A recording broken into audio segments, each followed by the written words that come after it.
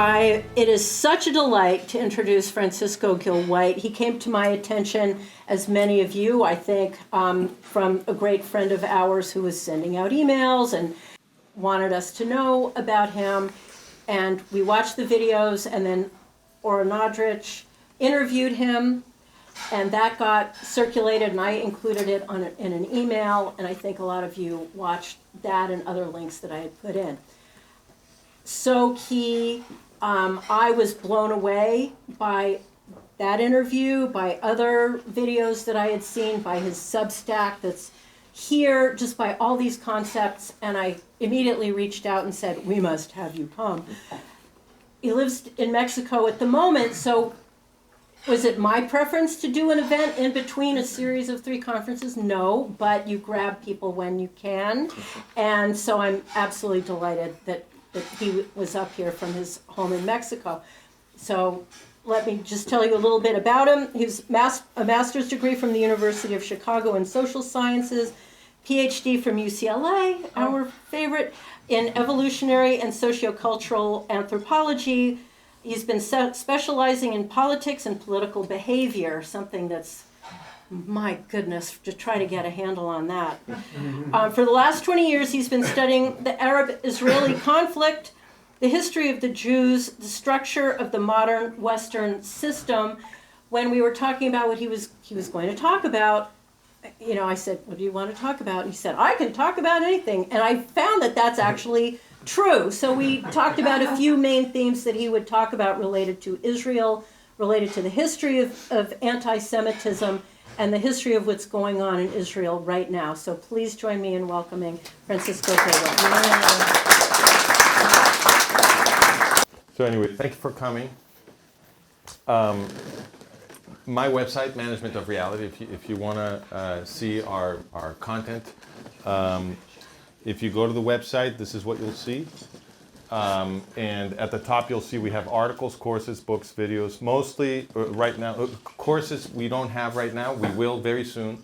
They're going to be packaged courses so that you can do them in your own time with a question and answer session, a live question and answer session with me. And if you're interested in supporting us, then talk to me after the conference, and I'll let you know. We're creating an NGO to produce much more content and distribute it better. But for now, the best way to support us is to support us through the Substack. And the way you do that is you go to articles. And all of our content is free for the entire public. But those who want to subscribe with a paid subscription can volunteer to do so. And that's one way to support us. Okay? Okay, so today I'm going to be giving you what I believe are the 2 most important items of information that you need in order to truly understand what the Arab-Israeli conflict has been about. Okay? And these are what I call dramatic facts. A dramatic fact is a technical term that I use. What it means is that a dramatic fact is a fact that is impossible under the hypothesis that you were considering. So that if you can document a dramatic fact, you know the hypothesis is false. You don't need any more investigation. It's already false because the fact was impossible under the hypothesis. And yet you documented it. Okay? So I believe that when we're doing social science, we need to move away from the style of investigation that we've been mostly doing, which is called preponderance of evidence. Right? It's people trying to gather a lot of facts to kind of build a huge mountain of facts to support a particular hypothesis. I don't think that's very useful because people who want to reject the hypothesis you were proposing can always find a way to weasel out. They can always find special reasons based on their prejudices to resist the interpretation you're pushing. I think dramatic facts is what we need. We need to be looking for facts that are impossible under the hypothesis that we're considering so that we can rule them out and focus on whatever remains as a possible explanation of what's going on. Okay, so the 2 items of information that I'm going to share with you today are both, in my opinion, dramatic facts. You can't hear me? They're both dramatic facts, each one of them by itself sufficient to refute some very common hypotheses that we've heard about what's been happening in the Middle East and with U.S. foreign policy and so forth. So anyway, The first thing is to give you a little bit of historical context. Now, most people have heard about the Palestinian Authority in the last few years, and they've begun to forget that Palestinian Authority is the new name from the signing of the Oslo Accords in 1993-94 forward for PLO Fatah. Okay, so PLO Fatah is the organization that was rebaptized Palestinian Authority after the Oslo Accords were signed. The official narrative is that PLO Fatah used to be a terrorist organization, but as a result of being invited to participate in the Oslo so-called peace process, they had, an epiphany, and they saw the light about the importance of peace, and therefore changed their colors. And again, I said this is the official interpretation. Right. And so they changed their colors and decided to negotiate peace in exchange for a piece of land. Whereas still in the official interpretation, we hear that Hezbollah and Hamas, those guys really don't want to negotiate. And furthermore, we always hear that Hezbollah and Hamas are proxies of Iran, okay? Whereas PLO Fatah is supposed to be completely different, and that's why PLO Fatah is participating in this negotiated process, whereas the other two organizations are not. Okay? All right. So that's the famous moment in the White House lawn when Yitzhak Rabin on the one hand and Yasser Arafat on the other shook hands on the Oslo Accords. And as we were saying, that marks a watershed moment. And I'm taking these slides from a different talk that I gave, so I'll have to explain a little bit what I'm doing here. I'm going to give you the history of PLO Fatah. This is what I want. I had 2 extra slides there, I'm sorry. To get a sense for whether the representation of PLO Fatah as the partner for peace with Israel was ever reasonable, we need to get some sense for the history of PLO Fatah. And researching the history of PLO Fatah is how I got involved. It's how I fell, we say, down the rabbit hole to become addicted to studying the history of the Arab-Israeli conflict. So I'm going to tell you a little bit about what I found. So first of all, why do I say PLO Fatah? So originally, PLO and Fatah were 2 separate organizations. Al-Fatah was created in the 1950s by the Arab Higher Committee in Egypt, and the PLO, or the Palestine Liberation Organization, was created in 1964 by Gamal Abdel Nasser, also in Egypt. But they were 2 separate organizations, okay? Here's an article from Middle East Forum on this question. It says, in 1964, Nasser created, with Soviet assistance, the Palestine Liberation Organization, or PLO, and appointed the Lebanese-born Ahmad Shukeri, a former Syrian and Saudi ambassador to the UN, as its chairman. It was a shrewd ploy to give the Egyptian president full control of this cause, as Yasser Arafat's rival Fatah organization, established a few years earlier, quickly pointed out. Okay? So they were in fact rivals when they were first created. So how did these organizations become the same thing? This is a quote from Howard Sakar, a historian of Israel and Zionism. And he says, in February 1967, the PLO leader, Ahmed Shukeri, was wounded in an assassination attempt. For the while, as a result, the organization was at least partially immobilized by factional intrigues. And that created an opportunity because the rival and even more radical Palestinian group in Syria, at the time in Syria, the Fatah, or Arab Liberation Movement, organized several years earlier by veterans of the Mufti's former Arab Higher Committee. Okay? So what happened? By 1970, the Palestine Liberation Organization had been seriously crippled following the assassination attempt on Shukeri. And Shukeri had been forced into retirement. And since then, says Sakar, the PLO had experienced less a revival than a total reincarnation of membership and purpose under Yasser Arafat. He says the PLO in its resurrected form was almost entirely Fatah dominated, and Arafat himself served as president of the executive. All right, so that's how they became the same thing. All right, Al-Fatah essentially swallowed the PLO, okay, when it was weakened by the assassination attempt on Shukeri, and they kept the name, they kept the brand PLO, but ever since the 1970, the PLO is essentially Al-Fatah. They call all the shots. All right, so Al-Fatah is the PLO, and Al-Fatah comes from the Mufti's former Arab Higher Committee. Who's the Mufti? This is the Mufti. Haj Amin al-Husseini, okay? He's the father of the Arab-Palestinian movement. He's the founding father of the Arab-Palestinian movement. Mostly unknown, still today. This is the Grand Mufti, okay? Not just the Mufti, the Grand Mufti, because in the Ottoman Empire, remember the piece of land that became British Mandate Palestine, before the British ended up controlling that territory towards the end of World War I, had been an Ottoman territory, okay?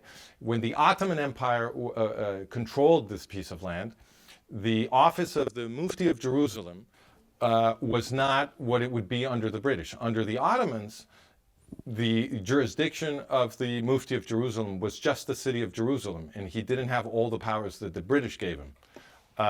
Under the British, this became the Grand Mufti of Jerusalem.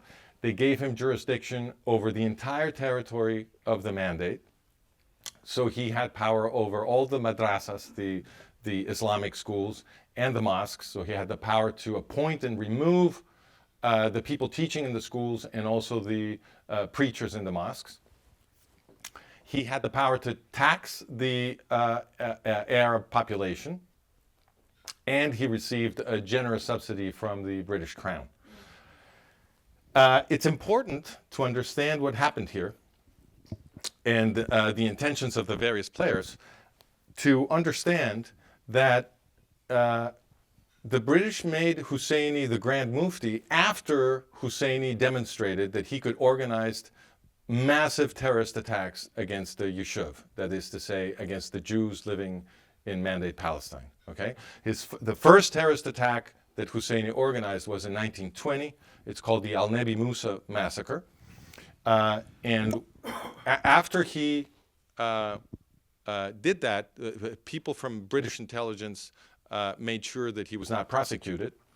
And then there was an election for the office of Grand Mufti, and the rules for the election were that the Arabs would vote from among various candidates who they wanted for mufti, and then the British would get to choose who they wanted from among the three top places. Okay, so the three people who got the most votes, the British would then choose the one they wanted from among them. Husseini came in fourth. All right, so what the British did is they pressured the guy who came in number 3 to resign so that Husseini would be the third, and then they picked Husseini. And this is after Husseini demonstrated that he could organize terrorist attacks against Jews. With the power that he got from the British in 1921, he organized an even more violent attack, which, according to Colonel Patterson, who left us a very important testimony of what was going on there, he was a pro-Zionist British officer, and he testified in a very important document that he made public that his fellow British officers were collaborating with the Mufti and the Arab leadership to produce that pogrom. Okay? Then in 1929, there was another, even larger pogrom organized by the Mufti. This time, he used the mosques and the schools to spread the lie among the Arabs in Mandate Palestine that the Jews the Zionist Jews were supposedly organizing an attack to destroy the Al-Aqsa Mosque, okay, which of course made many Arabs very mad and was instrumental in recruiting them to the attacks of 1929, which was a very big attack. The Jewish community thought that they might be exterminated. This is how big the attack was. And then the biggest attack was in 1936, 39, from 1936 to 1939. This was baptized by the Arabs, the Arab Revolt. It involved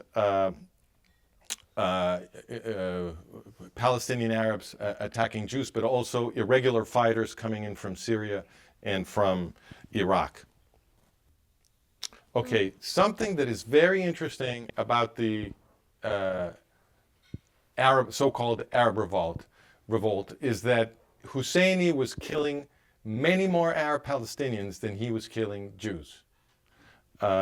Just very briefly, because this is really the meat of my other talk, but I do want you to understand this. This is a quote from Kenneth Levin's The Oslo Syndrome, a book that I think you should all read. It's a very profound book. It's about the psychology of the Jewish people that made the Oslo Syndrome, the Oslo peace process possible. Okay, so I think it's still a timely book for us to read, even though it was written many years ago. And one of the things that Levin says to provide context for everything he's saying, he's explaining the origin of the conflict and the role of Husseini and so forth. And he says, the Arabs under the Grand Mufti and with Nazi encouragement, I'll get to this, initiated open rebellion in the Mandate territory. They targeted Jews, British officials, and troops, and Arabs considered too accommodating of the Jews. Over the next 2 years, the Mufti's forces killed more than 400 Jews and several thousand Arabs. So the question is why? Why was Haj Amin al-Husseini killing so many more Arab Palestinians than Jews if his movement was supposed to be an Arab nationalist movement trying to repel the presumed, Zionist invaders and so forth? The answer, before I go to this, the answer to this question is that the arrival of Zionist Jews in British Mandate Palestine produced an economic boom. And let us say, low-class Arab peasants who were basically slaves of the big Arab landowners, right? These are called felahin in Arabic. These are people who were working the land but had no land themselves. They were paid almost nothing, a tiny pittance. And of course, what they were paid was not enough for them to live. So they would resort inevitably to getting loans from the feudal lords that were running their lives. And of course, the lords would say, well, I'll make you a loan. But these would be loans at 50% interest, 60% interest, sometimes even 80% interest. They were impossible to pay. And because they couldn't pay these debts, they couldn't leave. So effectively, they became debt slaves of the feudal lords. Okay, these people couldn't find freedom except when the Zionist Jews arrived in British Mandate Palestine and began buying land from people who had title, Arabs who had title and wanted to sell. And in these transactions, these Arab workers were finally freed from their ties to the land and to these Arab landowners, and they found jobs in the kibbutzim with the Zionist Jews, or else in the industries that were being created by Jews, and there they became employees who were treated very well, because the ideology of Judaism requires that workers be treated with dignity and so forth. But it's also true that many of the Zionists coming in were Marxists, and they had an explicit ideology of solidarity with the Arab workers. So the people at the bottom of Arab society in Mandate Palestine could see that their lives were improving.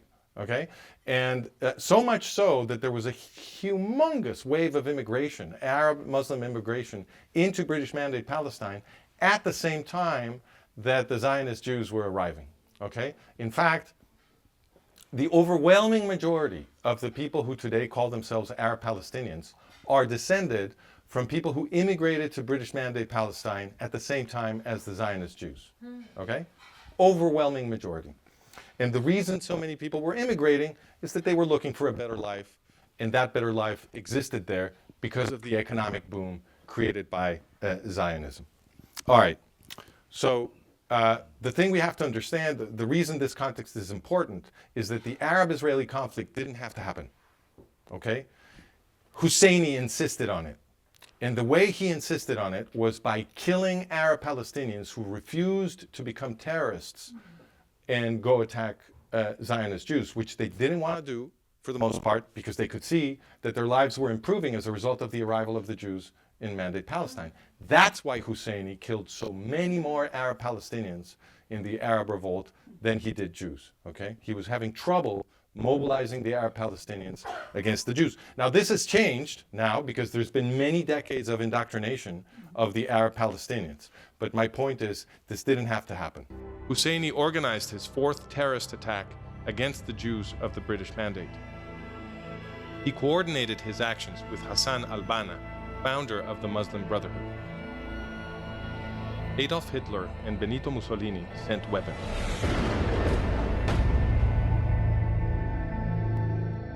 After the Arab revolt, Husseini traveled to Iran. Then to Iraq, where, with the help of the Iraqi government, which sympathized with the Nazis, he organized a mass killing of the Iraqi Jews called the Farhud.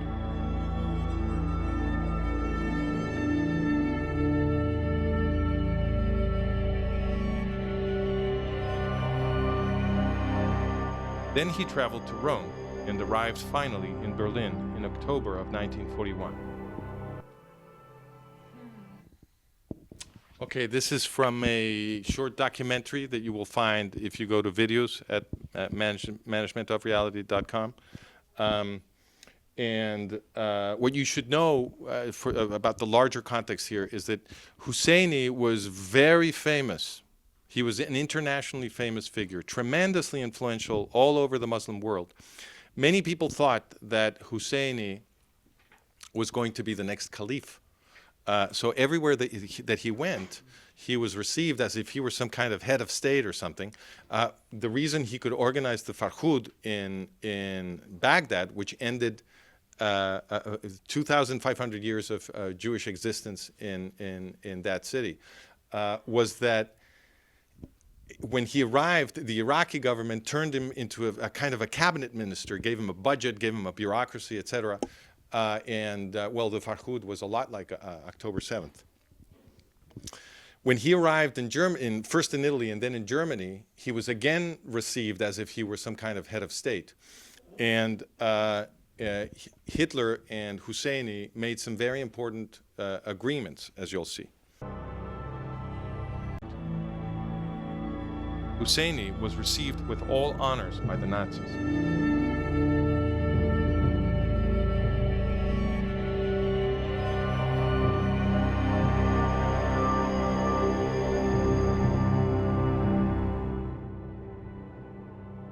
Hitler and Husseini sat to plan the extermination of the Jews in the Middle East, as registered in the Nazi minutes of the meeting. The Führer then made the following statement to the Mufti, enjoining him to lock it in the uttermost depths of his heart. Germany's objective would then be solely the destruction of the Jewish element residing in the Arab sphere under the protection of British power.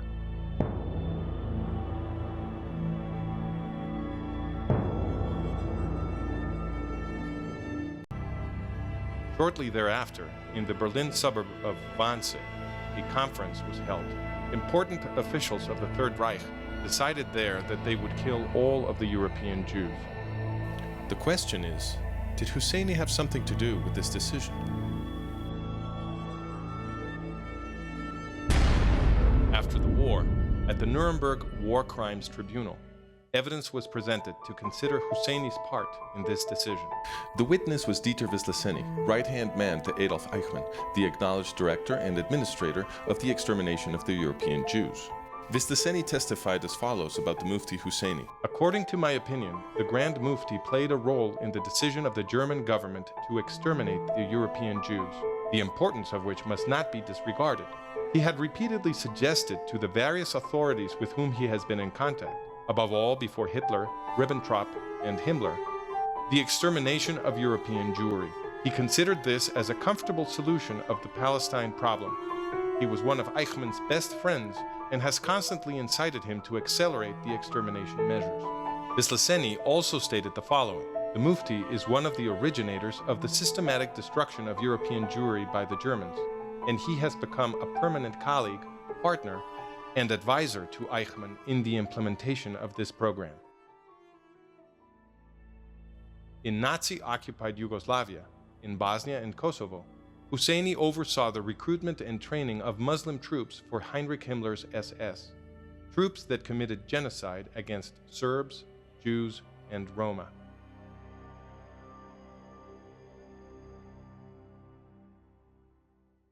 After the war, Husseini escaped to Cairo.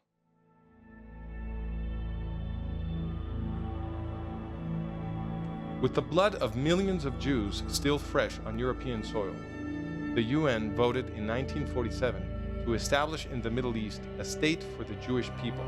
It also approved the creation of a Palestinian Arab state. No sooner had the vote been announced, Azam Pasha, Secretary General of the Arab League, announced with great excitement that the Arabs would make a new Holocaust. This will be a war of extermination and a momentous massacre which will be spoken of like the Mongolian massacres in the Crusades. Haj Amin al-Husseini led the Palestinian Arab effort in this war of genocidal intent.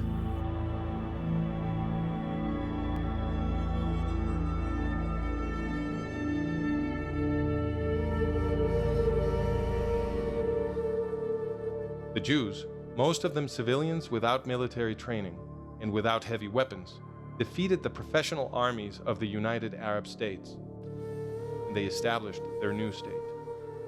Egypt and Jordan illegally occupied those territories which had been designated for a Palestinian Arab state and precluded the formation of that state. Gamal Abdel Nasser, leader of the Pan-Arab nationalist movement, seized power in Egypt in 1952. Nasser was obsessed by a single idea: Israel. Otto Skorzeny and dozens of aging Nazis did indeed trek to Cairo in the first years of Nasser's regime to prepare the Arabs for battle with the new Jewish state.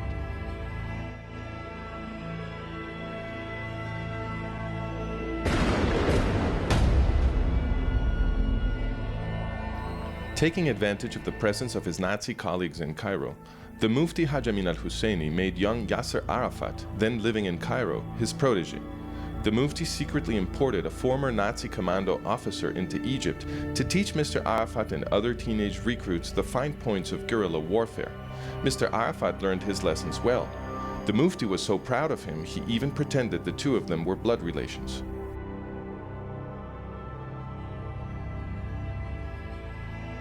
Arafat and a few other adolescents formed the initial nucleus of al-Fatah. Among them was Mahmoud Abbas, alias Abu Mazen, the current leader of the organization.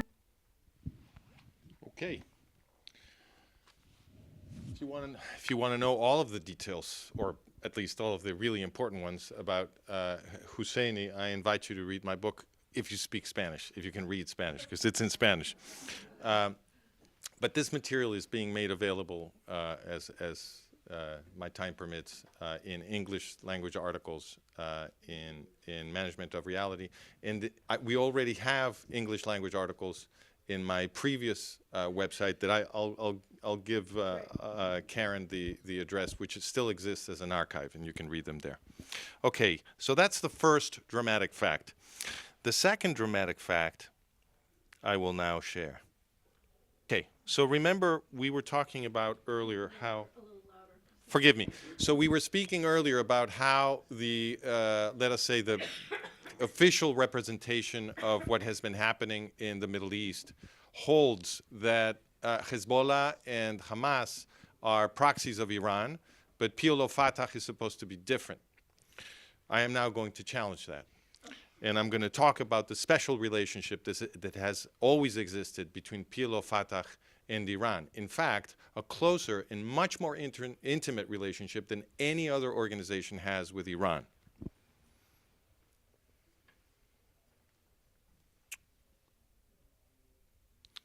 So the so-called two-state solution, as we've said, has a constituency because people have been told that PLO Fatah is somehow independent of Iran.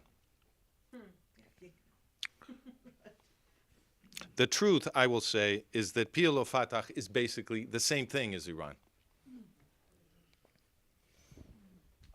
First exhibit is the Al-Aqsa Martyrs Brigades. These are the two most fearsome and violent, well, they used to be. Now Hamas has surpassed them.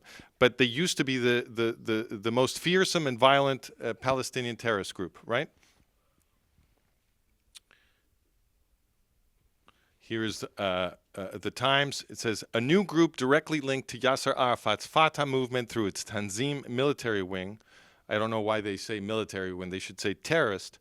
The Al-Aqsa Martyrs Brigades are behind the majority of recent shootings and suicide attacks against the Israelis. Notice the date, April 7th, 2002. Do you remember what this was?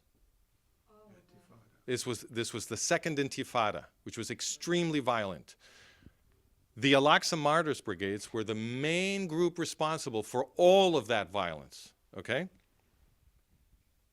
It was Arafat's group. They called it the deadliest of Palestinian militias.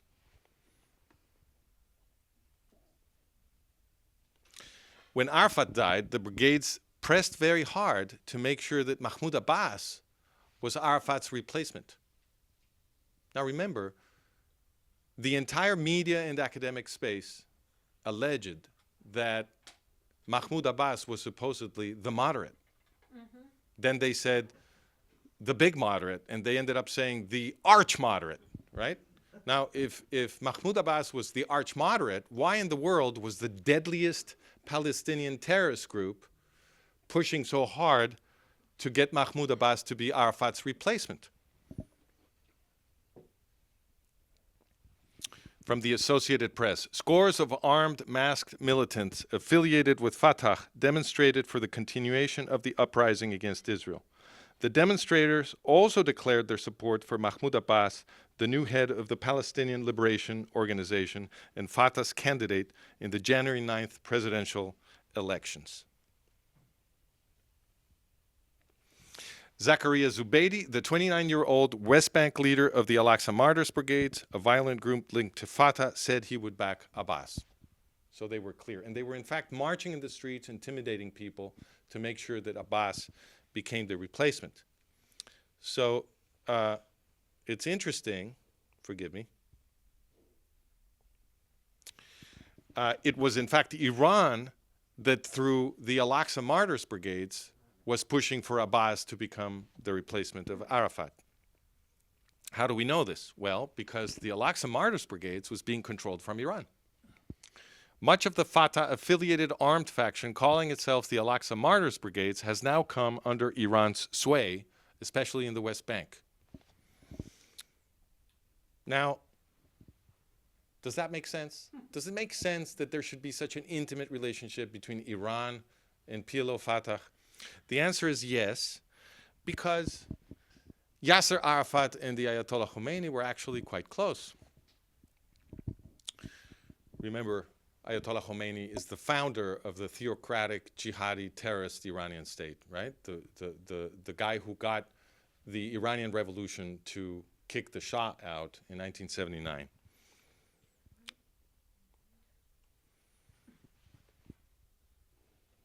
I won't make any claims or comments. You can draw your own conclusions about the intimacy of this relationship. So these are the facts. And by the way, these facts were on the front page of the New York Times in 1979. in the period 1979 to 1981. You could find them in the major papers.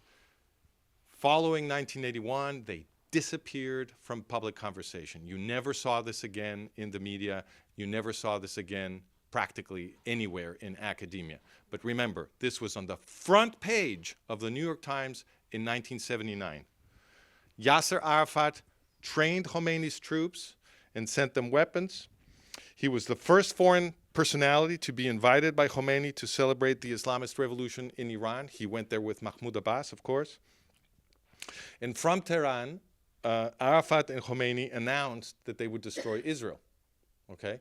When Arafat arrived in Tehran, he was received as if he were the Mahdi, the Muslim version of the Messiah. Okay? The crowds went absolutely wild. They were trying to grab pieces of his kafiyeh as a relic. Okay? He was a superstar in Iran, Yasser Arafat. Nobody remembers this now. Okay? It was erased from public conversation, and that's one of the things that made the Oslo process possible. Here's the New York Times. February 15, 1979, page A1. The PLO announced today that its chairman, Yasser Arafat, had accepted an invitation to visit Tehran soon. The Ayatollah's forces had contacted Mr. Arafat by telephone yesterday and proclaimed their solidarity and gave their thanks. Palestinian sources said that Mr. Arafat's group had sent arms to the revolutionary forces in the last 4 months and had trained Iranian guerrillas since the early 1970s. This happened in training camps in Lebanon. Again, the New York Times. Tehran, an exultant Yasser Arafat, leader of the Palestine Liberation Organization, proclaimed here today that the Iranian Revolution had turned upside down the balance of forces in the Middle East. Today, Iran, tomorrow, Palestine, he said.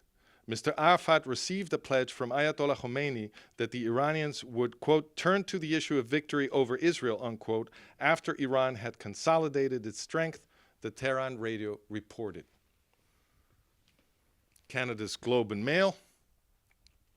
Palestinian, again, 1979, Palestinian leader Yasser Arafat said yesterday that Iranian guerrillas would fight alongside Palestinian forces against Israel. Mr. Arafat, the first prominent visitor to Iran since the revolution, said the Palestinian and the Iranian aims were identical. We will continue our efforts until the time, quote, we will continue our efforts until the time when we defeat imperialism and Zionism, unquote, he said. Okay, so the Palestinian and Iranian aims were identical, they said. What are the aims of Iran? Identical to the Palestinian aims. Well, we know what they are because the Iranians are not shy about this. For example, Mahmoud Ahmadinejad, former president of Iran, said that Israel must be wiped off the map. The New York Times, Mahmoud Ahmadinejad said Wednesday that Israel must be wiped off the map and that attacks by Palestinians would destroy it. Okay, so obviously still very much in bed with the Palestinians. And he says,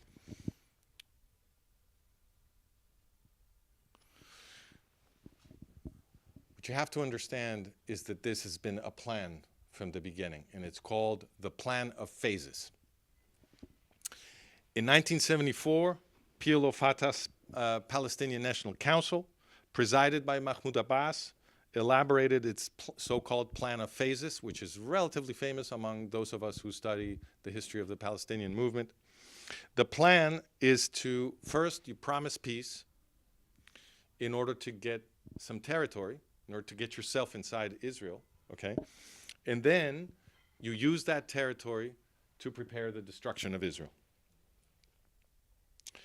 Mahmoud Abbas explained this strategy in 1979 when he was invited to Tehran to celebrate with Khomeini the success of the Iranian Revolution. So there was a gaggle of Arab reporters there to, interview the heroes of Iran, Yasser Arafat and Mahmoud Abbas, right? And that's where Mahmoud Abbas explained how they were going to destroy Israel. And this is what he said. This is from Al-Quds, the most important Palestinian daily.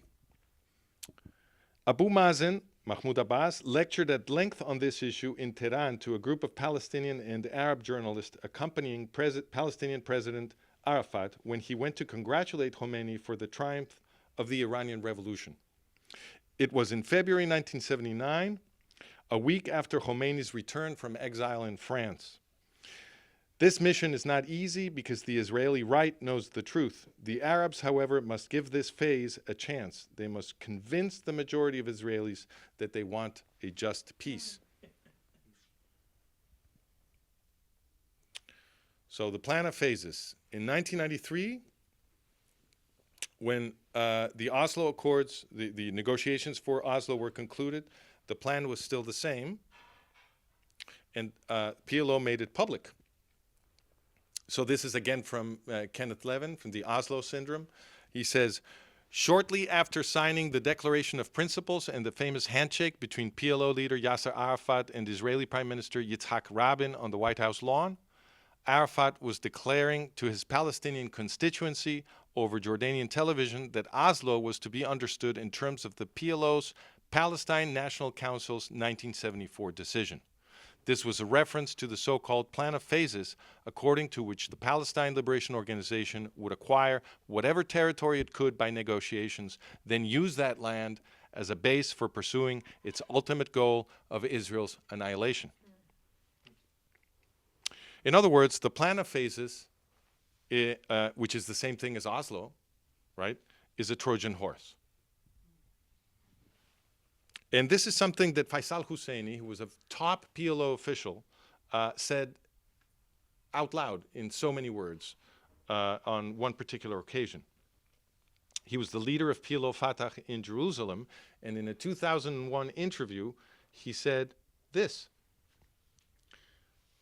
Faisal Husseini, the top PLO official in Jerusalem, was quoted as likening the Oslo Accords to a Trojan horse. The weekly Al Arabi quotes Husseini as calling the Oslo Accords, quote, just a temporary procedure or just a step towards something bigger, the liberation of all historical Palestine from the Jordan River to the Mediterranean Sea, even if this means that the conflict will last for another 1,000 years or for many generations. The Washington Post, Faisal Husseini's well-endowed Arab Studies Society published literature that glorified some of Israel's most brutal enemies, including Nazi sympathizers, and circulated historical maps that showed no place for Israel in the Middle East. Okay, I don't think I need to explain what the Trojan horse is, so I'll just move. So whose Trojan horse is this? This is an Iranian Trojan horse, okay? Notice what Hashemi Rafsanjani said about the point of the Iranian nuclear program. Now, the fact that Rafsanjani said this is important because he's the father of Iran's nuclear program, okay? He said, the application of an atomic bomb would not leave anything in Israel, but the same thing would just produce damages in the Muslim world. It would just produce damages in the Muslim world. In other words, the Iranians are willing to exterminate the Arab Palestinians living in the Middle East so long as that gets them to kill all the Jews. You see, this is how they think. It's an acceptable price.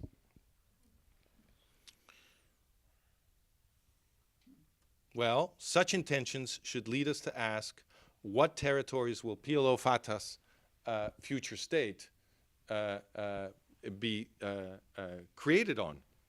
Right? And as we know, that's Judea, Samaria, and Gaza. This is what was proposed, right? And it's obviously, these slides are for people who don't know what Israel is like, right? You know what Israel is like. I don't have to go into that. But the key point is that Jerusalem is almost completely surrounded by the territories of Judea and Samaria. And the distance from the border of Judea and Samaria to the sea in the Tel Aviv-Yaffo area, which is where the overwhelming majority of Israelis live, is just It's nothing. It's I have the I have it in miles right here. Let me see. So you have actually 11 miles, but same thing, right? So this is less than the length of Mexico City. It's nothing. So obviously, it's very dangerous to give this territory to your enemies. Obviously, especially if they're genocidal enemies. And this is not my opinion. This is the Pentagon's opinion. So immediately after the war of 1967, when Israel ended up capturing these territories, Judea, Samaria, and Gaza, the Pentagon carried out a study that concluded that in the long term, the state of Israel cannot survive from the combined effort of the Arab states to destroy it if it doesn't control Judea, Samaria, and Gaza. Okay? It's not my opinion, it's the Pentagon's opinion. This study was classified, it was only declassified it was not done on Israel's behalf, it was kept secret, and it was only declassified in the middle of the 1980s. It's called Memorandum for the Secretary of Defense, and it's publicly available in the internet if you want to read it.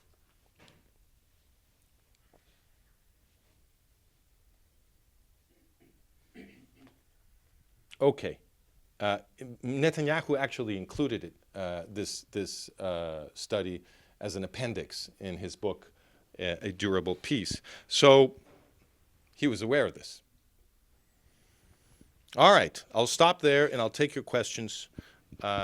These are the two facts that I consider, each of them by itself, sufficient to refute everything that you've heard about the Oslo peace process. And we can talk about the specifics now.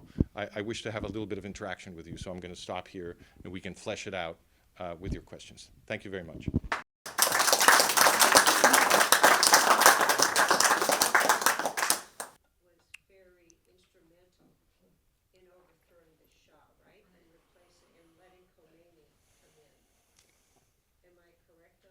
I agree with that.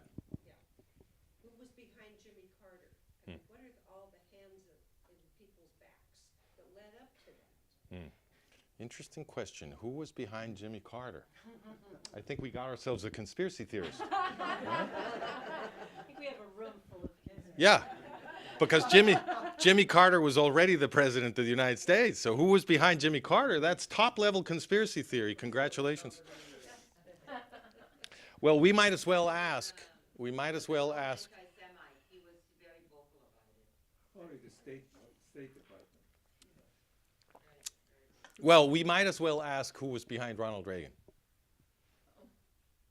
Because Ronald Reagan's presidential campaign, and by the way, we are publishing an entire series on Iran-Contra, if you're interested, because that's still a mystery. This was Iran-Contra was never explained. That's right. Never explained. The entire presidential campaign of Ronald Reagan was premised on Ronald Reagan's tough guy presentation of himself as someone who would teach the Iranians who was boss. Okay? The entire campaign was, Carter is a wimp, he can't stand up to Iran, I'm going to show you who's the boss. Okay? The minute Ronald Reagan was elected, secret weapons started flowing to Ayatollah Khomeini through the CIA.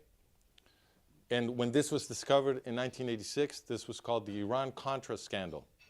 Okay? Because the Reagan administration was also sending weapons illegally to the Contra terrorists in Nicaragua.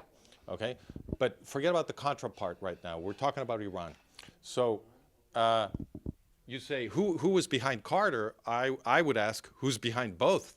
Because clearly, Reagan's policy was Carter's policy. So then you have to ask yourself what that presidential election was. To me, it begins to look like a show. Please explain to me the significance of the hostages so that I can address this point. What do you perceive to be the significance of the hostages? No. We're talking about you're making a reference to what I believe you're making a reference to the official story. So what's the significance of the hostages? The hostages as an issue in the campaign. Yes? Which allowed Reagan to win, and then the hostages were released very soon after. Oh, okay, so we're talking about the October surprise issue.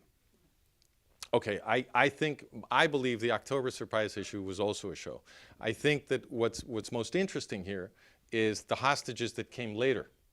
Because remember when the Reagan administration was caught sending illegal secret weapons to Ayatollah Khomeini, and don't forget, this was billions of dollars in weapons for several years, okay? And this continued to flow even after they caught them. This was documented later. So when they were caught, the excuse they gave publicly was, oh yeah, sorry, we shouldn't have done that. We apologize, but our intentions were pure. We were trying to save the lives of a few American citizens that had been taken hostage in Lebanon by Hezbollah. Do people my age or older remember this? Yes. Yes? Okay, that was the official excuse. A few American citizens, I believe 7, had been taken hostage in Lebanon by Hezbollah. Hezbollah is a creation of the Iranian Revolutionary Guard, right? Khomeini's Revolutionary Guard.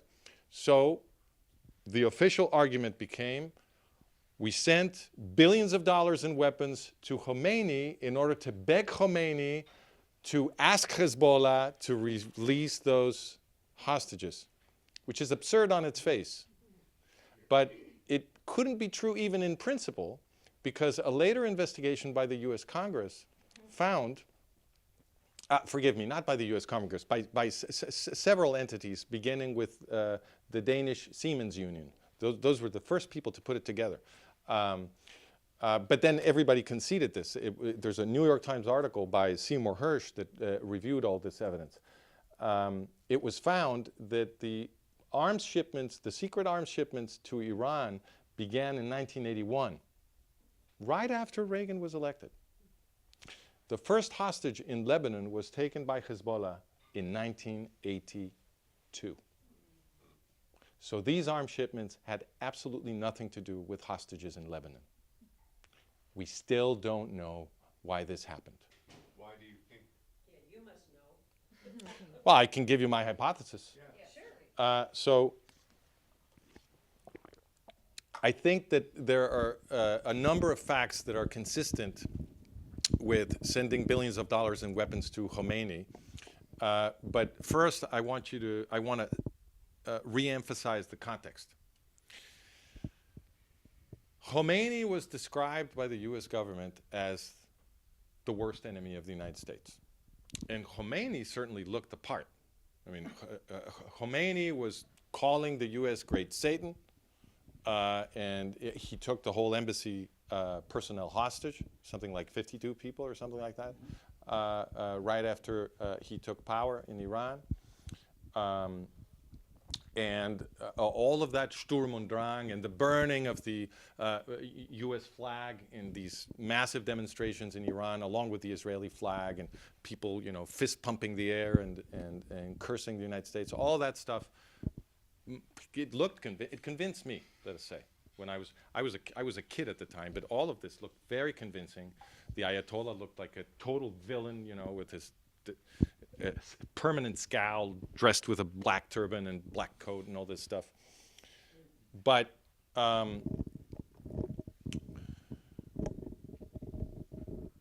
we've never seen the United States really move against Iran, have we?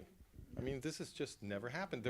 There's a periodic murmurings and then yellings in the media about, oh, it's going to happen now. Oh, it'll certainly happen next week, maybe next month. Oh, it's getting very bad. They're getting very upset at each other. The U.S. is going to do something. Nope, never happens. In fact, who did the U.S. invade? Iraq, Iran's big rival.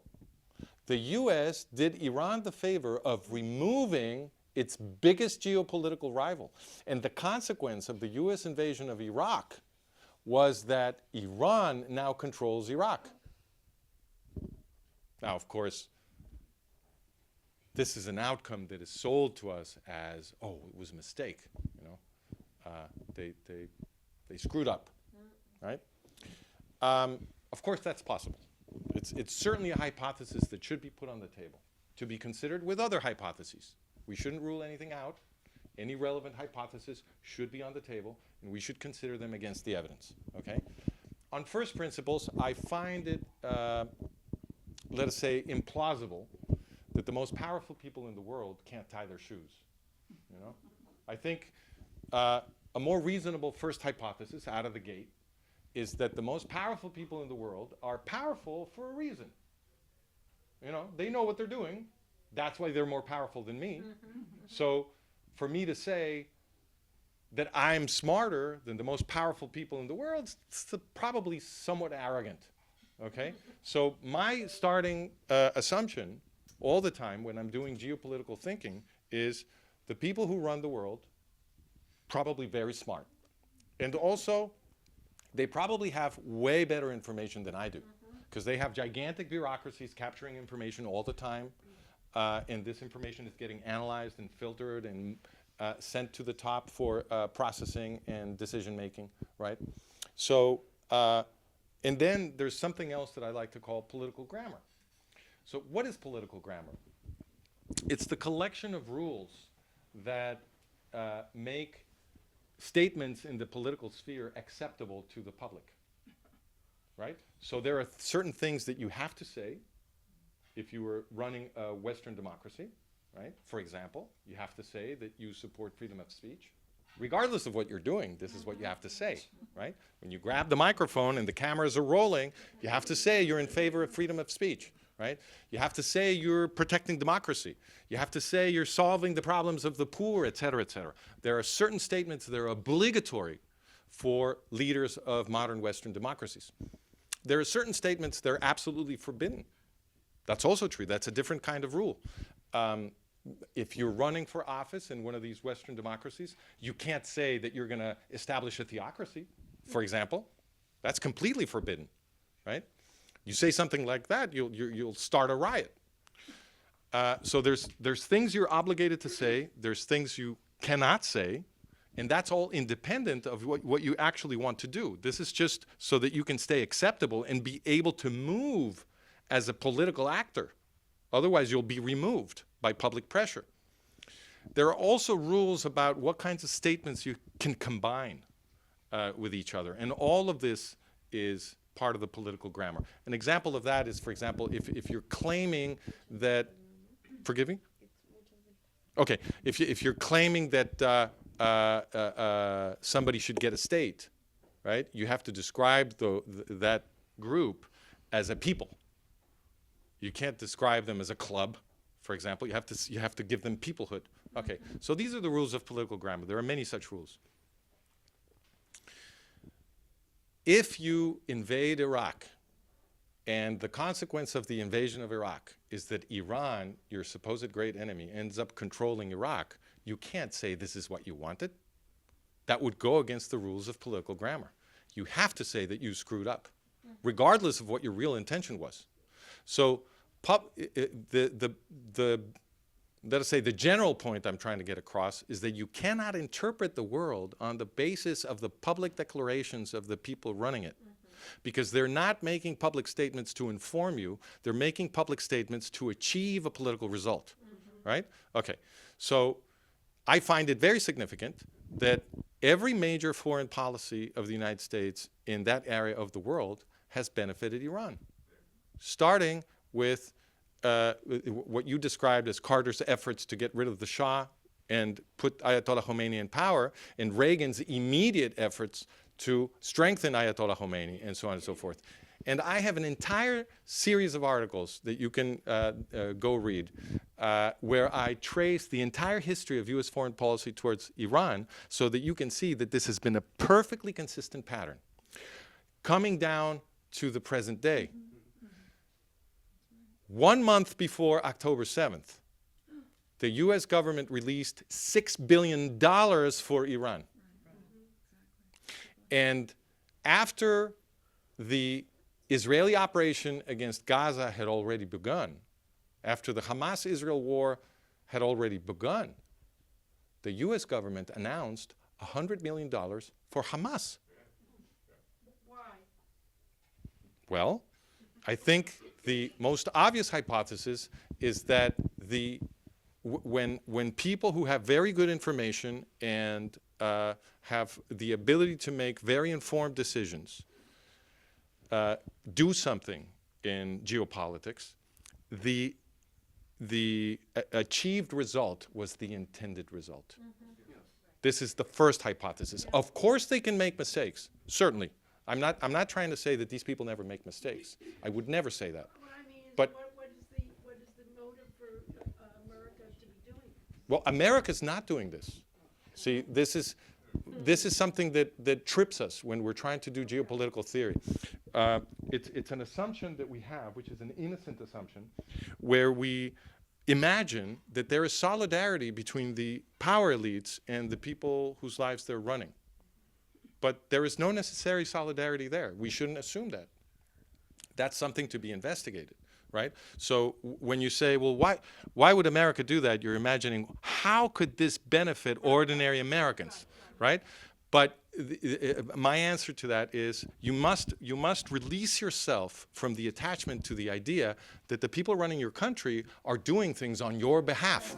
And that a variety of presidents, from Carter through Biden, are all engaging in the same net result of supporting Iran. So the question becomes, why would they do that?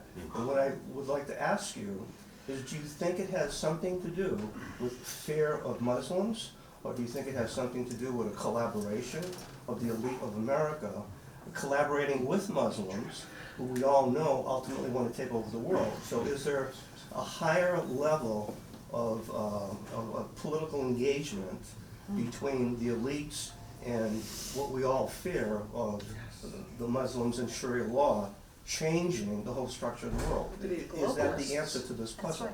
Okay, so the actual, let us say, the actual motivation is less important than the fact of alliance. I'm not saying it's not interesting. It's just less important. Because regardless of what the actual motivation is, if you can document alliance, we're in trouble, right?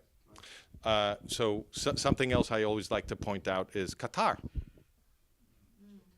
We all understand now that Qatar is the other main sponsor of Hamas, right? It's not just Iran. Qatar is heavily involved up to the neck. So I find it highly interesting that Qatar, I mean, look, Qatar is a country that basically doesn't exist. Okay? It's a tiny speck of land. What is there in Qatar other than Doha, the capital? Yeah, the Doha, the capital, a few oil rigs, right, and a gigantic U.S. military base. CENTCOM. So the most important military base of the United States in the Middle East is in Qatar. Do you really think Qatar is more powerful than the United States? Do you really think that if the United States government wanted to change the foreign policy of Qatar, they couldn't get that done? And therefore, if Qatar is supporting Hamas, in my opinion, this is the policy of the US power elite. Consistent with the fact that after the Hamas-Israel war started, the US released $100 million for Hamas, right? And when Blinken announced this, even the little, what do you call them? ¿Cómo se dice perrito faldero? Lapdog. Yeah, exactly. The media lapdogs, right? Who have we've seen they have almost zero independence to ask real questions. But when Blinken announced this, they couldn't help themselves because it was just so ridiculous. And even the lapdogs in the big media, they asked Blinken, but wait a minute, isn't this money going to go to Hamas? There's nobody else. Because they said, of course, oh, this is humanitarian aid. It's money to rebuild Gaza is how they presented it, right? And the journalist, the reporter said, but what do you mean? I mean, there's nobody to receive this money other than Hamas. And they're like, well, yeah, that's the problem. We're going to try to make sure that it's only spent on humanitarian issues. And the reporters came back and they said, but how are you going to do that? How are you going to make sure? He says, well, we really can't, but, you know. Was that money actually transferred? I believe it was. I believe it was. Yeah. What advice would you have for Israel? I mean, it looks, from what you said and the questions and so forth, that the power elite in America are really supporting Israel's greatest enemy, the greatest enemies, and will continue to do so regardless of what administration there is in the American government. So, what do you suggest that, if anything, what can Israel do? Well, the problem is even bigger than that, because who let PLO Fatah inside Israel? In other words, who let Iran inside Israel to govern the Arabs in militarily strategic territory of the Jewish state? Or let me rephrase. Who let the organization created by the Nazi butcher of the European Jews, which then created Iran, which promises to repeat the Holocaust in Israel, to govern the Arabs in militarily strategic territory of the Jewish state? Who did that? Who let them in? Yes, the Israeli government let them in. The leftist government. No. That's another historical fact that this is another aspect of the management of reality. There's no such thing as the left or the right in Israel. That's a mirage. Okay? So the story that you all have in your heads is that the Israeli left did Oslo.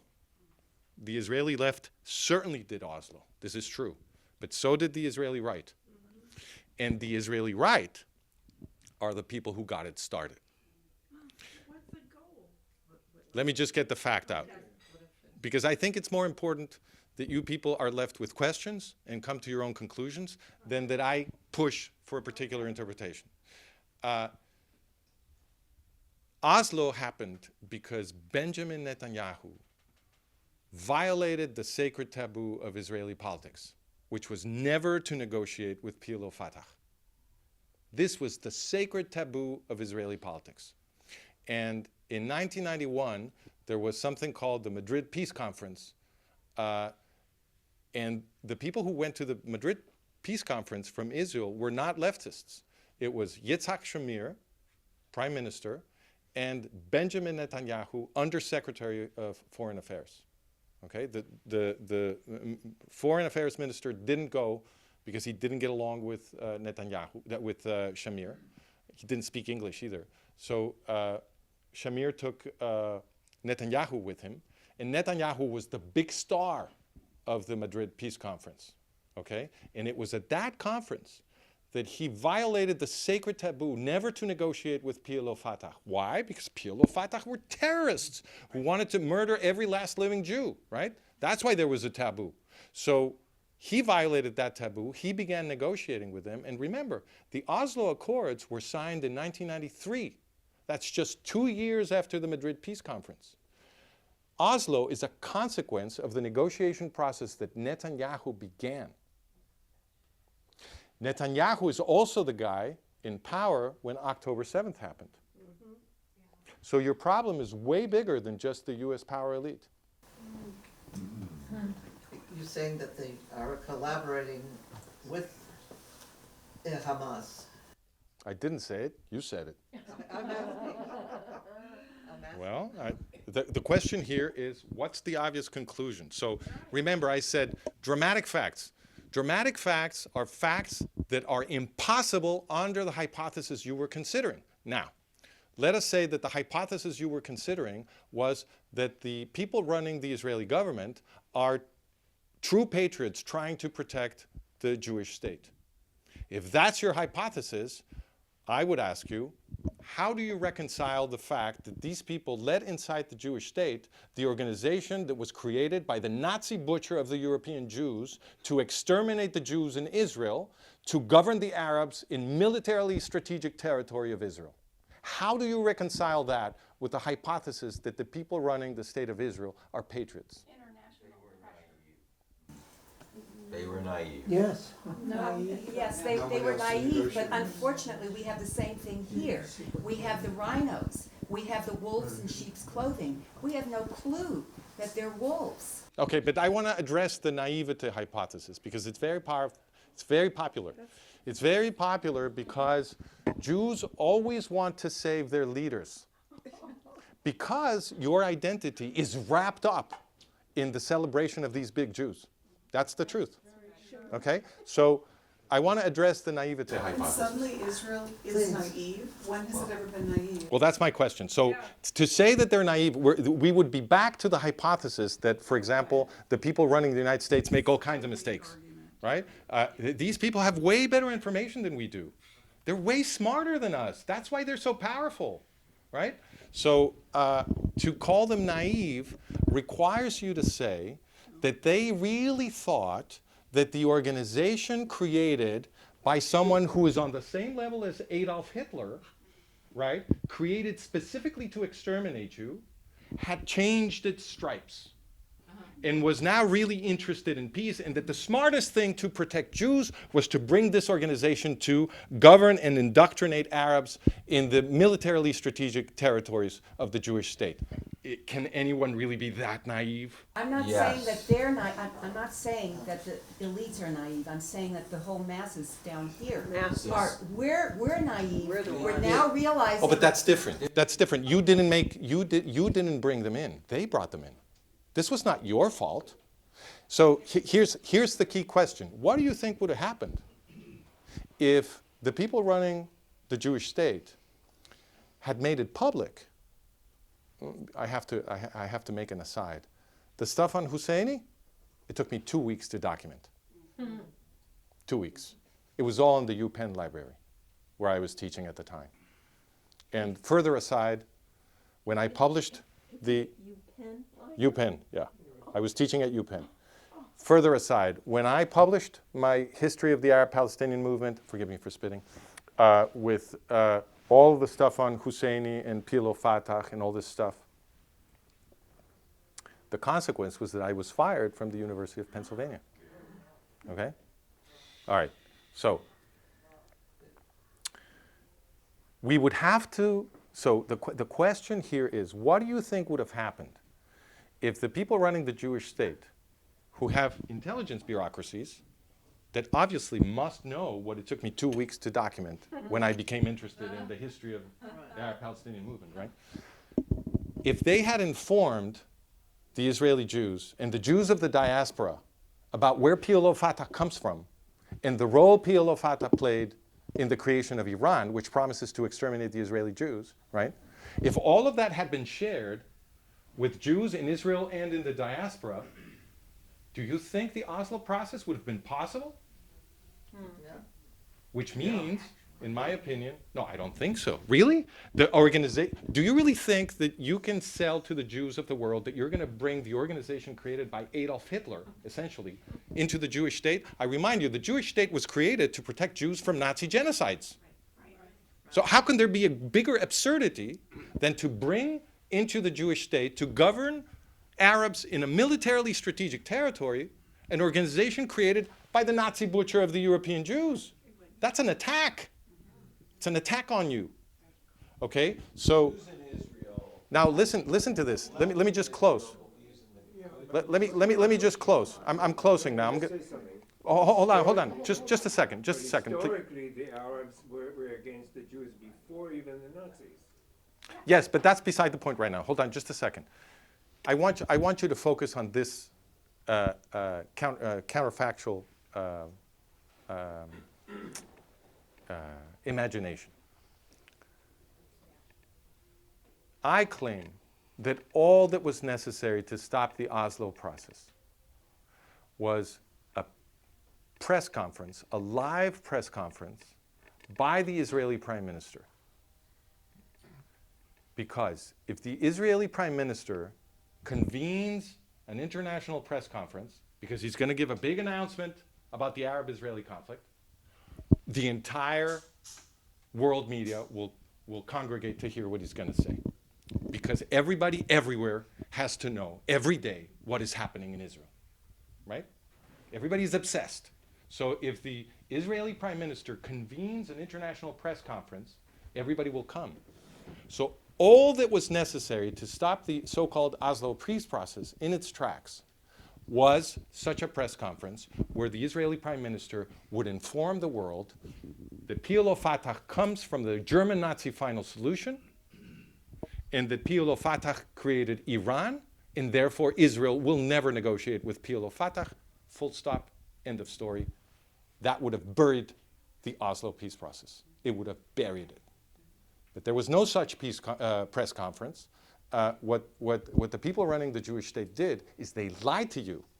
They kept this information from you, and they pretended that PLO Fatah had become a completely different kind of organization. That's what they did. Yes? How would you see if Oslo had never existed? How historically would that develop? If Oslo did not exist. The Arabs still hated the Jews for centuries, already in the 19th centuries. And they would continue to hate the Jews, and they want to continue to. Well, I agree with that. So the Oslo is just excuses maybe today to. Well, let's say that you hate me, and that you want to kill me, and that I can't change that. That's a terrible situation for me. But as I always say, just because the situation is bad, it's no excuse to make it a million times worse. So it makes no sense for me to give you a gun. Why would I give you a gun? You already hate me, right? So the fact that the Arabs will always hate the Jews, even if that's true, is no reason to bring this organization into the Jewish state. And we've seen what happens when you improve the conditions for the people who hate you to kill you. When the Israeli state evacuated itself from Gaza in 2005, it created the conditions for October 7th. Well, it was an attempt, really, to show the world that Israel is for peace. And it was an attempt. Maybe it was a wrong attempt. But the fact that the Arabs are still hating the Jews and continue to hate the Jews, we have a still problem. I don't think anything will. I agree with you, but the point is the same. Just because the situation is bad, it's no excuse to make it a million times worse. Yes, it's a very bad situation that so many Arabs want to kill Jews. Sure, why make it easier for them? I have a solution. There is a Palestine state. It's called Georgia, by the way. But so, by the way, it was historically also a Jewish state to begin with. But exchange of population would be a fantastic solution. Remove it. Have the. Oh, I don't want to get into this controversy because I'm just saying. yeah. If the Palestinians hate the Jews, they don't want to live with them. They might as well go back to Jordan, live with their brothers. Sure. And these two nations maybe can live in peace. Okay, so there are questions back here. One question, and then I'll go back there. Just a second, please. What's the China connection? What's the China connection? You mean in the Arab-Israeli conflict? In all of this, going back to present. You're gonna take us too far afield. Let's try to stay focused. Bottom line is. We can talk about this personally later if you want, but for the purposes of this talk, it takes us too far afield. Back there, yes, and then you. You explained the three American exceptions of Harry Truman, Nixon, and Trump. They seem to be going against this plan. Well, so there's a reason I've baptized my effort the management of reality. So the things that seem obvious to you, in my opinion, are just part of the great show. So you say you think Trump is different. The reason you think it's different is that, okay, so I have to say something about how we process reality. So otherwise this cannot be understood. People forget that they have zero contact with reality. We have zero contact with reality. That's not precisely accurate, but it's very close approximation. Because the actual stuff that you witness with your eyes and ears is, the people in this room, the things you see when you're driving around, your cousins, your family members, this kind of stuff, and that's it. Everything else. Because you seem to go around and around. What's the point here? We're all trying to destroy Israel, obviously. America, Israelis. And so I don't know what that's leaving. Well, what it's all in the 20th I think my point is very clear. My point is that the model that we've been sold about what is supposedly happening geopolitically is a mirage. And I was getting to the point of your question. So, But is there a purpose? Let him talk. so if everything that you believe, that I believe, that anybody believes, is happening in Israel, in Moscow, in Florida, in your own city, is something that came to you through the media. The media creates the reality envelope. The model of the world that you have in your head is not your own. It's created by the media. Not only the claims of fact, but also the interpretations. And so now you've given me an interpretation of Trump that you think is reasonable. I understand that, because there's a media envelope of reality that has made it seem reasonable. And that interpretation says that Trump is pro-Israel. Okay? Now, try to think back to the very first official visit that Trump made to another country. What was it? Saudi Arabia. His very first visit was to kiss King Fahd's hand. And he gave them, I don't know how many billions of dollars in weapons. The first thing he did as a president was give more weapons to Saudi Arabia. And Saudi Arabia, by the way, is the country in the entire planet that gets the most weapons from the United States. Yeah, they're not friends with Iran.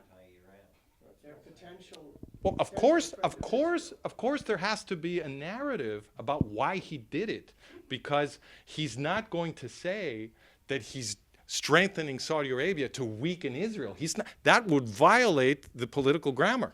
You see, that would violate the rules of what U.S. citizens would find acceptable. So, of course, there has to be a story where he says, well, the reason we're strengthening Saudi Arabia is because we're opposing Iran, and Iran is very dangerous, and we need a counterweight, blah, blah, blah. Sure. But the point, I remind you, they've never done anything against Iran. All of the policies that they followed over the years, look, Iran now has a land corridor to Israel. That land corridor that Iran has to the border of Israel is a consequence of U.S. foreign policy. But Trump is opposed to all of that. No, careful. Trump says he is opposed. Remember, you cannot interpret the world from the public statements of the people running it. They are not speaking on the microphone to inform you. But Trump is not a wonderfully provocative talk. It's a little unfair that you won't give us your hypotheses on where this all leads to, and that's frustrating. Oh, well, the title of my book says it all. The title of my book is The Collapse of the West, the Next Holocaust, and Its Consequences. But I am very open about when I connect all of these. First of all, I believe we live in a matrix. I believe what you say. We live in a matrix. It's quite obvious to me. And we have lived in a matrix for quite a long time. But I hypothesize what's beyond the matrix, because to live as a human being and to want to be free, you must hypothesize what's beyond the matrix. Sure. Who's in control of the matrix? Yeah. And I lay it at the feet of the World Economic Forum, because they're the most powerful people in the Western world, the most powerful entities in the Western world. And that's where I go. When I look at power, I go to the World Economic Forum. Globalists. And what you're saying is that some entity is running things, running America, and causing us to do all kinds of things which are against the beliefs of everybody in this room. And I would like to know where your connection of dots, even if it's just a guess. I'll tell you. It I think there's enough anxiety and frustration with me now that I should just tell you. And my real boss is telling me that I should just tell you. So, But also why you're reluctant. I think that's important. well, the reason I'm reluctant is that if you don't come to your own conclusions, then you'll be way resistant. I think you're ready now. So.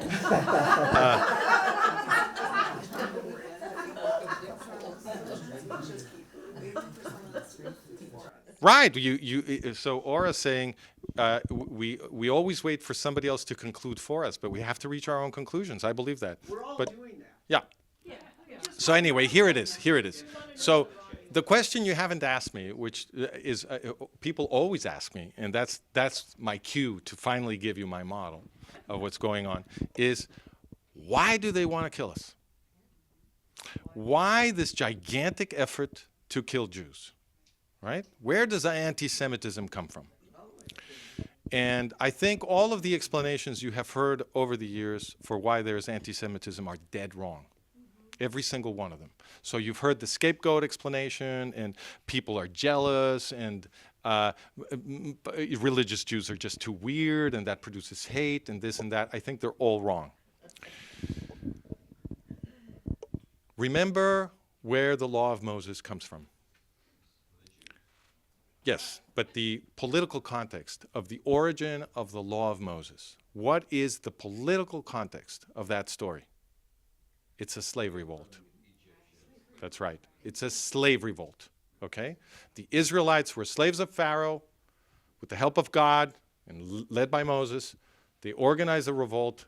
They escape to freedom in the Sinai desert. And once they become free, they receive from God a new law. This is the law of the escaped slaves. It's a law designed to end oppression. Okay? Well, that is correct.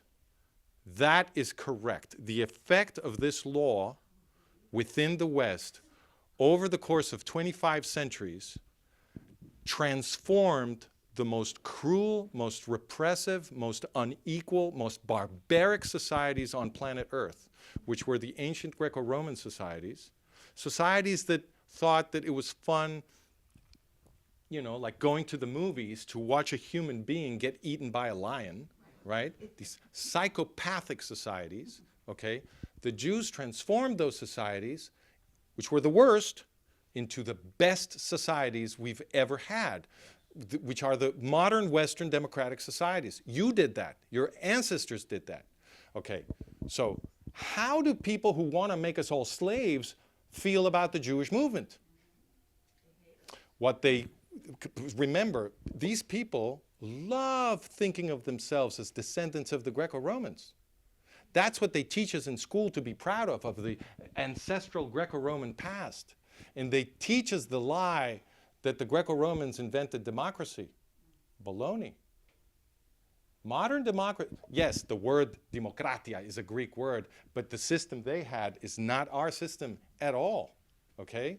There's a census from late 4th century Athenian Empire census that documented 21,000 citizens, 10,000 medics. The medics were semi-free or semi-slaves, depending on your political predilection. You can choose your favorite term. And 400,000 slaves. That was not a democracy. And they were incredibly cruel. The Greeks had death camps.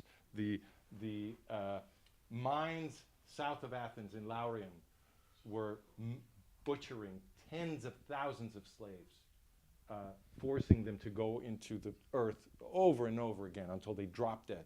Okay? Those were the Greeks. Now, necessarily, the people who want to enslave us all in any generation of human history have understood that the Jewish movement is their enemy. Because the Jews have been teaching Westerners that we can be free.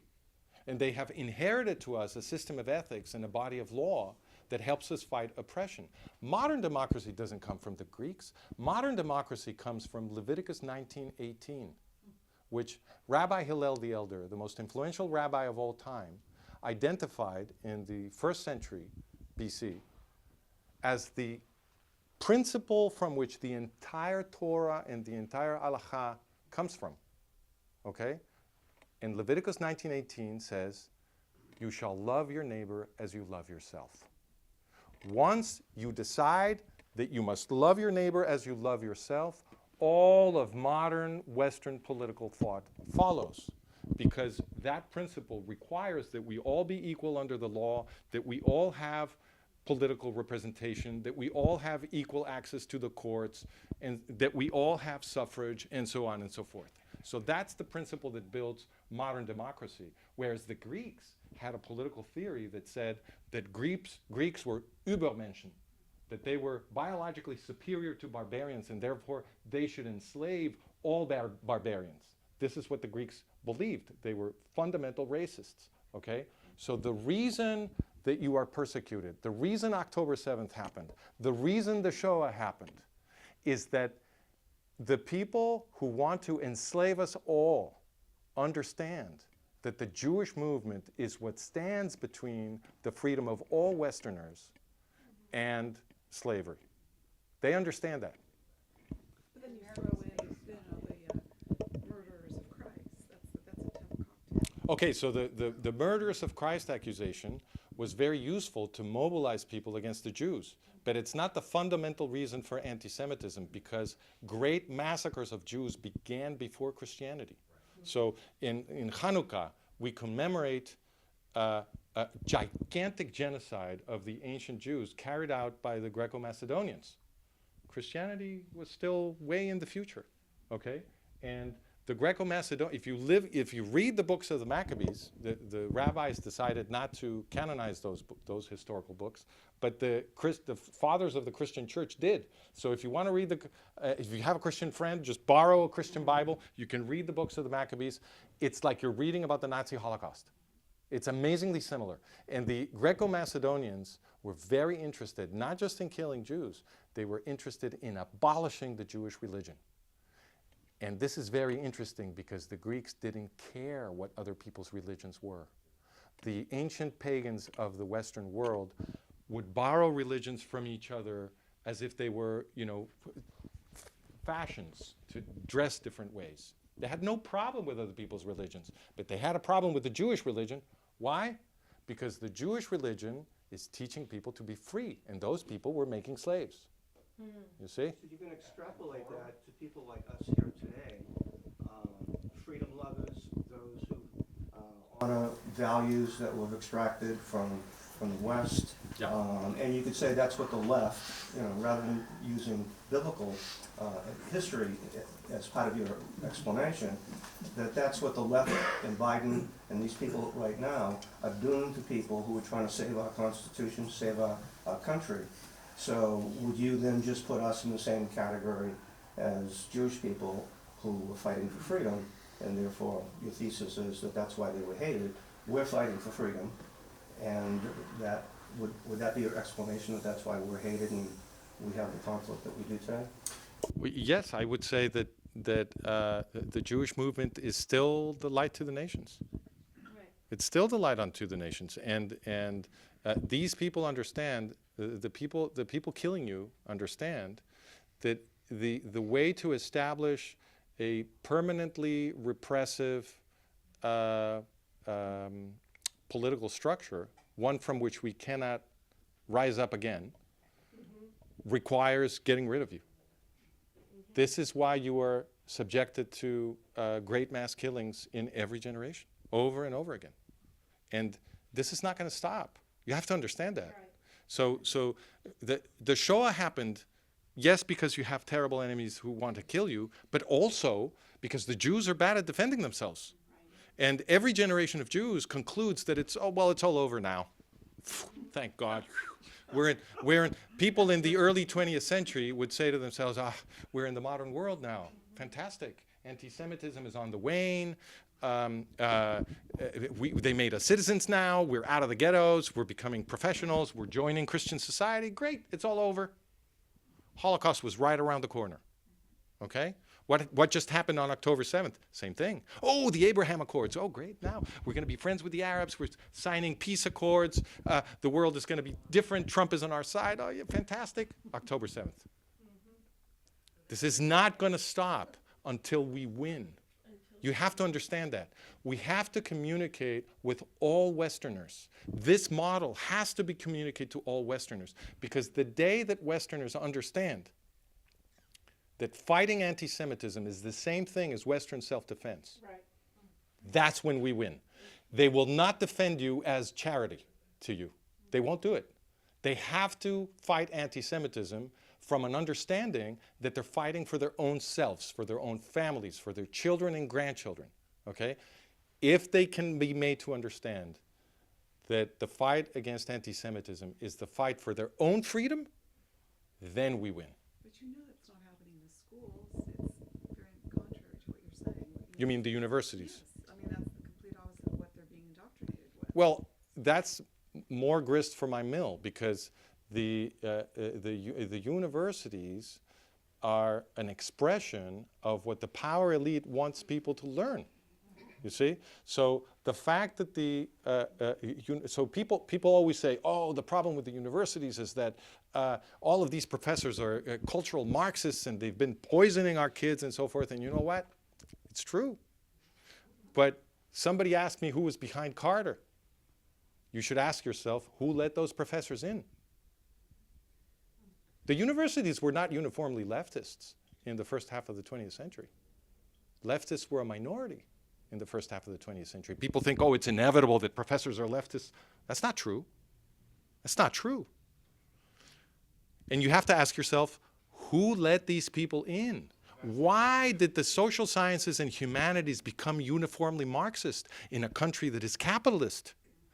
Guess what? The most powerful people in the United States are the people who control the boards of trustees of all the universities, public and private. And by the way, Qatar is a huge investor in our universities. Qatar, So, yes, Qatar, yeah, yes. So absolutely. exactly what you're talking about, all those connecting the dots with Palestine and Iran, Qatar, mega billions of dollars. Yes, I agree with you, but I would also point out, remember I said this before, the policy of Qatar is the policy of the U.S. power elite, because Qatar is essentially a U.S. military base. Okay? And if the U.S. power elite wanted to change Qatar's foreign policy, they could do it in a second. So we're allowing for that. Yes. Not you. Don't say that. With Stop. Yeah. We can define what who we are, or who's behind. But it's very important to stop talking like that, because that way of speaking reinforces the mirage that there is any kind of solidarity between the people running our lives and us. We need to stop talking this way, because it makes it difficult to do theory. Okay? Well, we're trying to understand who's behind the curtain. I mean, That's the cognitive dissonance here. Exactly. You're talking about who's behind the WF, who's behind the behind. Well, okay. So who's behind the behind the behind? Okay, I'll give you my view on that too. All right.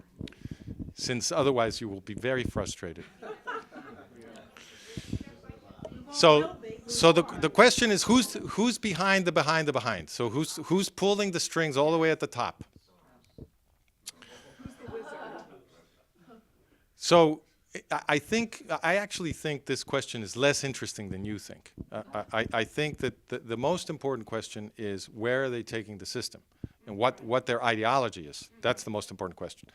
But I'll tell you what history has taught me.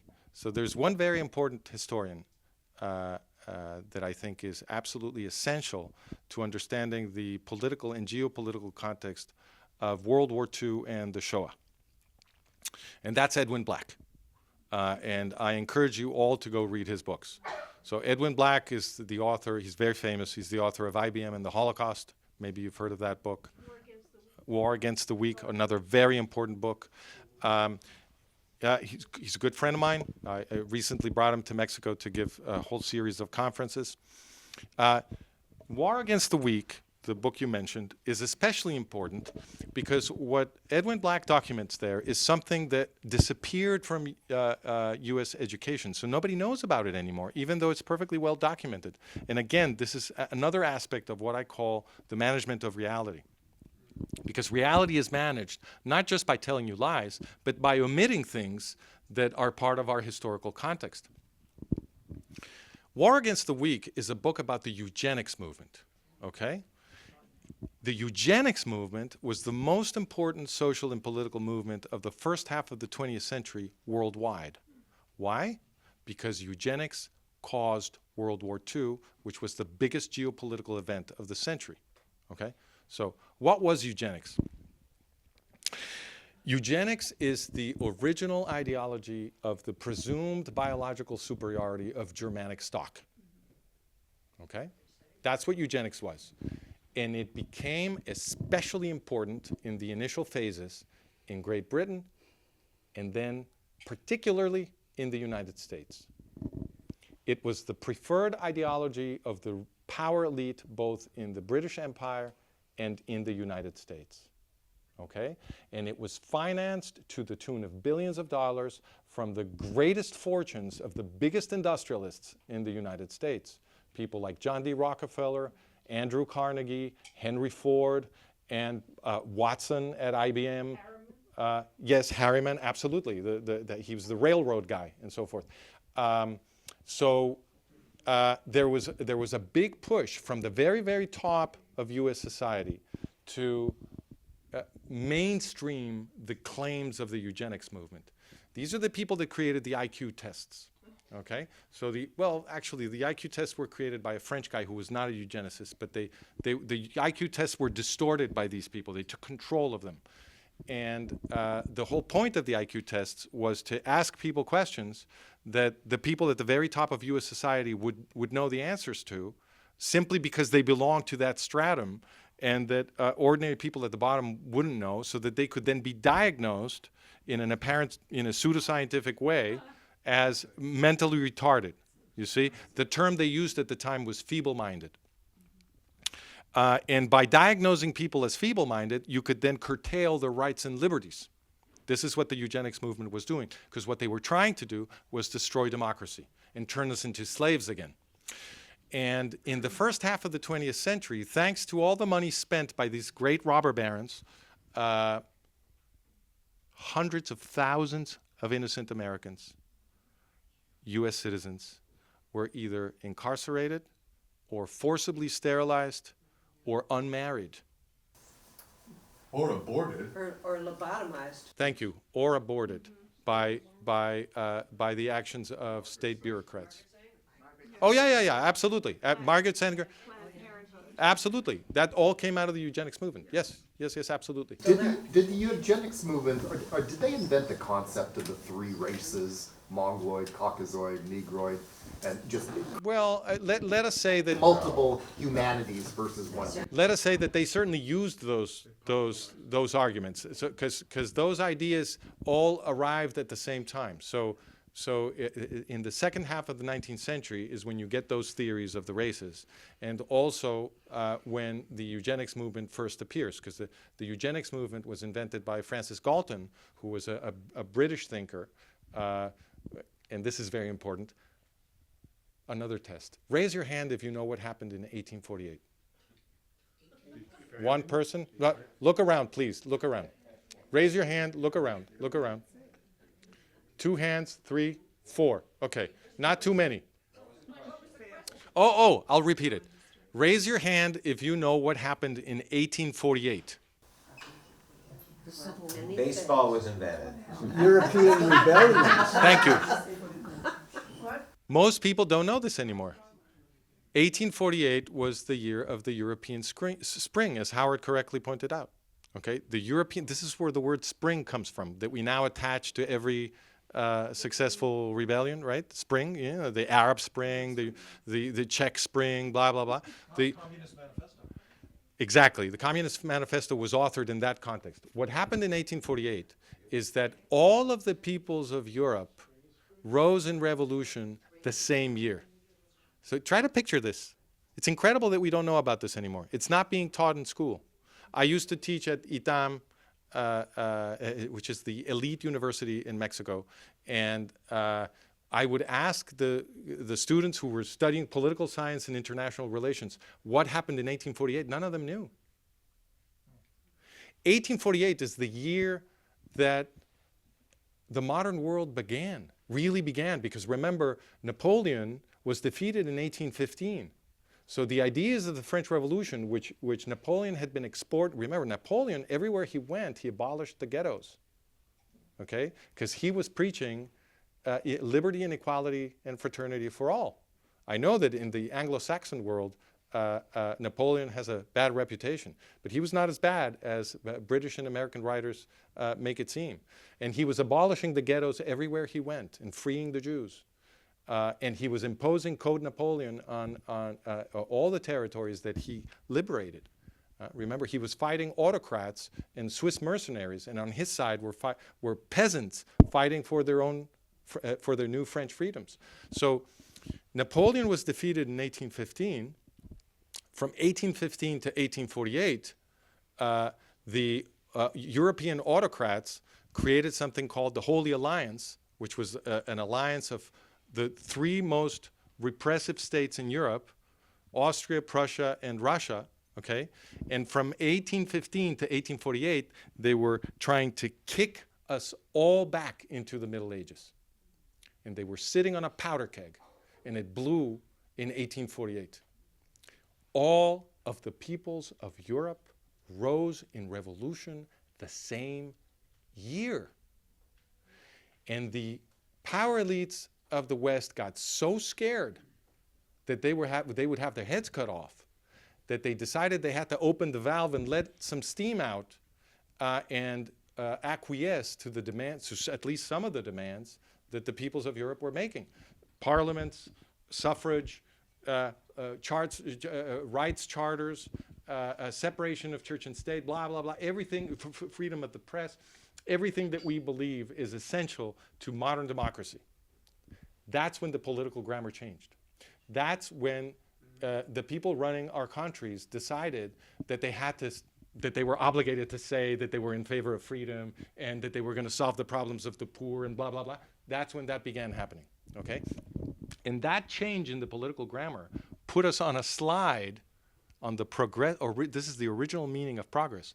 It put us on the slide of political progress that made it possible for each new generation of Westerners to push for more freedom, for more rights. So first the middle classes got the vote, then the poor, then blacks, then women, then this. It was a snowball, you see. Every decade, we would use the freedoms that we had gotten the previous decade and we would push for more. All of that is a consequence of 1848, perhaps the most important year in the entire history of the planet. Eugenics was invented 10 years after that. You see, this was the counter movement. It was the way to destroy what was happening, because what eugenics argued was that the poor were genetically retarded. That's what the eugenicists said. And therefore, they had no right to run their own lives, no right to participate in political processes, no right to have democracies. This is what the eugenicists were proposing. And part of their ideology was, well, we the Germans are superior, because guess what? All of the power elites of the Western world are German. They're all Germanic. All Germanic. So why are they all Germanic? Because when the Latin Roman Empire, the political structure of the Latin Roman Empire began to crumble in the 5th century, it was Germanic military aristocracies that ended up controlling, that became the power elite in what had been the provinces of the Western Roman Empire. Okay, so they were Visigoths in Iberia, Ostrogoths, and then Lombards also in the north of Italy. Franks, another Germanic tribe in France, the Low Countries, and Germany. Anglo-Saxons, another Germanic tribe in the British Isles. And then also Normans, who invaded from France, another Germanic tribe. Were there 12 tribes? No, that would be too perfect.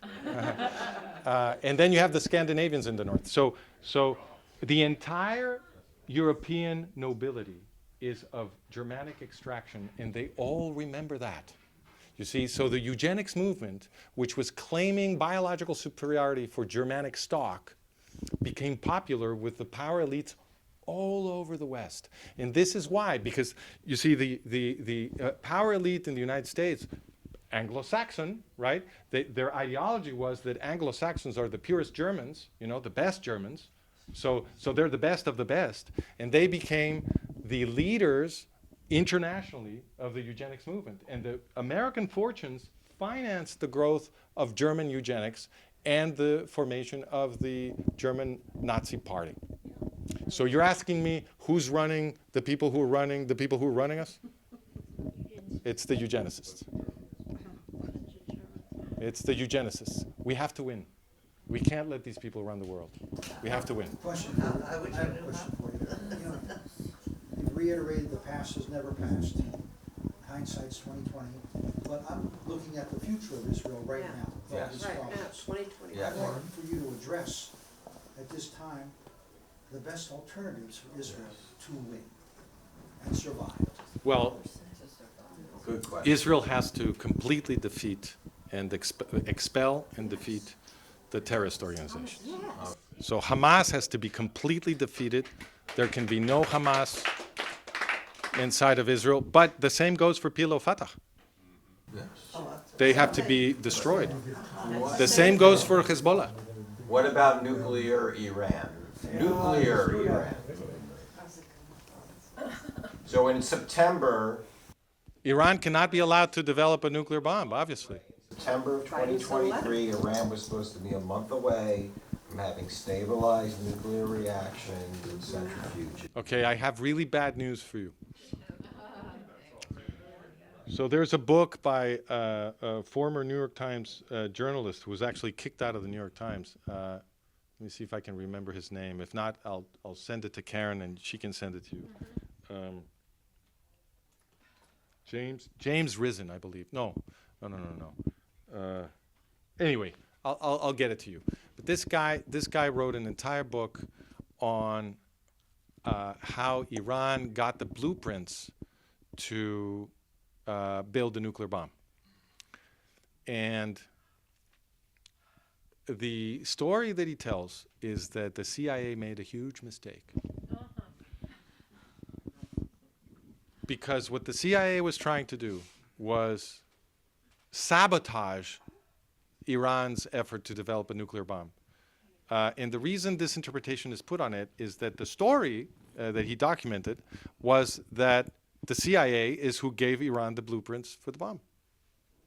Oh, but you see, they distorted some elements in the blueprints so that the bomb wouldn't work. This is the official story. But guess what? The Iranians were so smart that they had a Russian guy, a Russian nuclear scientist, examine the blueprints, and the guy found the mistake, and now they have the blueprints for the bomb. The CIA just screwed again. They always screw up. And every time they screw up, Iran gets stronger. Not A.Q. Khan. Not A.Q. Khan that went and gave Iran the secret to the bomb. I'm sorry, I couldn't understand what you said. A.Q. Khan, the guy who went to Amsterdam and found He gave it to the Pakistan. To the Pakistan. From Pakistan. So I don't know. I can't remember right now what the exact trail was, where how all of this happened. But the point was the important, let us say, structural fact for us is that it was a CIA operation that got those blueprints to Iran, right? So I don't know. It's impossible for me to know whether they already have the bomb. I think not, because if they did, they would have dropped it. I don't know. I can't say how far away they are. It's impossible for me to know that. But definitely, they cannot be allowed to develop it, because the minute they do, they're going to drop it. So, and every day there's missiles going into Israel. We just live with it. They're shot down. What is to prevent one of those missiles that Israel shoots down from being a dirty bomb? And that's an EMP, and that's the end of Israel. I mean, it's so precarious. Right. So what I believe really defends Israel is the dismantling of the reality sphere that we're living in. Because in order for the people who are trying to destroy Israel to get away with it, Westerners need not to understand what is happening. Okay? So if Westerners understand what is happening and who's behind it, and they understand, moreover, that the point of destroying the Jewish people is to enslave us all, then they will not cooperate with this. And I want to give you another structural fact that I think is very important. And so this is the hopeful part, because I know everything I say is very scary, but I actually have a message that is very hopeful.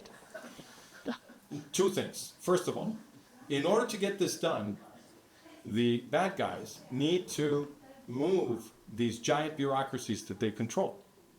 They can't do it without these bureaucracies. That's how they organize and move things about in the world. That's right. These bureaucracies are mostly made up of innocent people who don't understand what they're doing. And there's different narratives at different levels to get them to do whatever it is that needs to be done. And these people have a completely different understanding of what's happening, what their jobs are about. If these people can be made to understand what the people who run their lives are actually trying to do, the bureaucracies, in my opinion, will stop working. Because these people are not evil, they're misinformed. The overwhelming majority. That's one thing. The other thing is that we can communicate with them. It is possible. We can do this in a big hurry. If enough money is invested in alternative mechanisms of communication, we can reach them all in a matter of days, weeks, months.